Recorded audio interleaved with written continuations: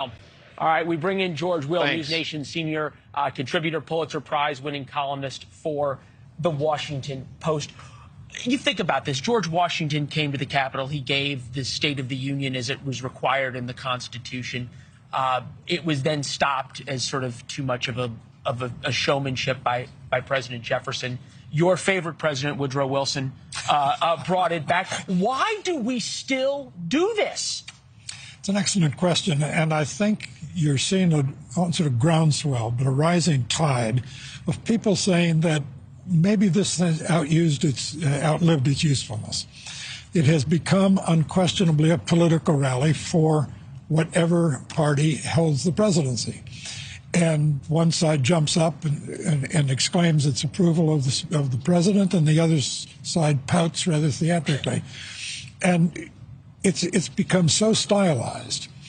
Ronald Reagan gets some of the blame for this because he's the person who, I guess, in 1982 put Lenny Skutnik, the hero of the Potomac. When an Air Florida plane crashed into the 14th Street Bridge, Lenny Skutnik behaved very admirably. Ronald Reagan, with his showman sense, said, "Come be my guest." He pointed him out, and we've been doing it ever since. And here we are. It's still a show. There's a number of people in the president's boxes, a grade schooler, Tyree Nichols' parents, Bono, of all people. You see this, though. Look, it is a political address. Last State of the Union was an hour and 1 minute. You and I were together. The president looked presidential. It's a 75-minute or 60-minute political rally. It is free airtime across every network.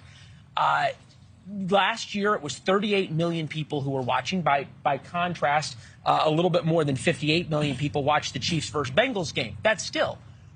What president is going to say, oh, never mind, I don't need to? The president I'll vote for. Some president is going to come along and say presidents are too much with us. We're too central in our political consciousness.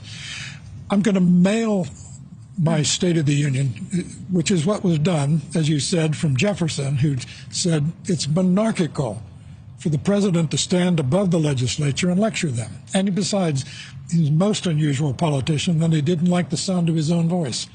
Woodrow Wilson... We could only hope to have somebody there. To be fair, though, President Biden has been much less visible than certainly his old boss, President Obama, and certainly his predecessor, President Trump. Interesting to note about the State of the Union, the moments we remember are not the policy moments. I'm thinking about when President Obama talked and Congressman jumped up and said, "You lie." Take a listen.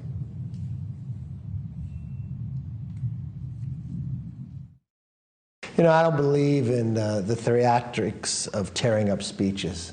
I respect the other side. I can disagree on policy, but I want to make sure this country is stronger. All right, so that was Speaker McCarthy talking about how he will not be ripping up any speeches in response to a question about Nancy Pelosi ripping up President Trump's speech. The pageantry of this, how important is this, at least for the country, to see our leaders, even if they disagree vehemently, all there together in the name of democracy? But they're not there together in good spirits these days. And that's why the fact that it is so nakedly partisan, so binary in its presentation, that it seems to me inappropriate for the Supreme Court justices to be there. It'll be interesting tonight, Leland, to see how many of them come. Scalia for years would not come, and others won't. It's also, I think, inappropriate for the uniformed military to be at what is obviously, calculatedly, a political event. It's a political event both for President Biden. It's also a political event for Sarah Huckabee Sanders, the newly inaugurated governor of Arkansas, who will be giving the Republican rebuttal. First person to ever give a rebuttal was Dirksen in 1966, the senator.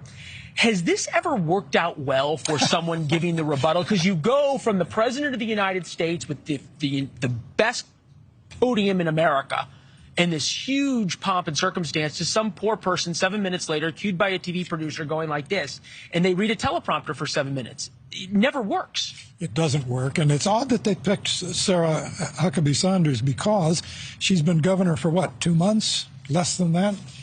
There are all kinds of Republican governors out there who've been governors for quite a while and have records of achievement. Thanks for watching. Go to newsnationnow.com to find NewsNation on your television provider. And don't forget to subscribe. Click the red button to get more of NewsNation's fact-driven, unbiased coverage.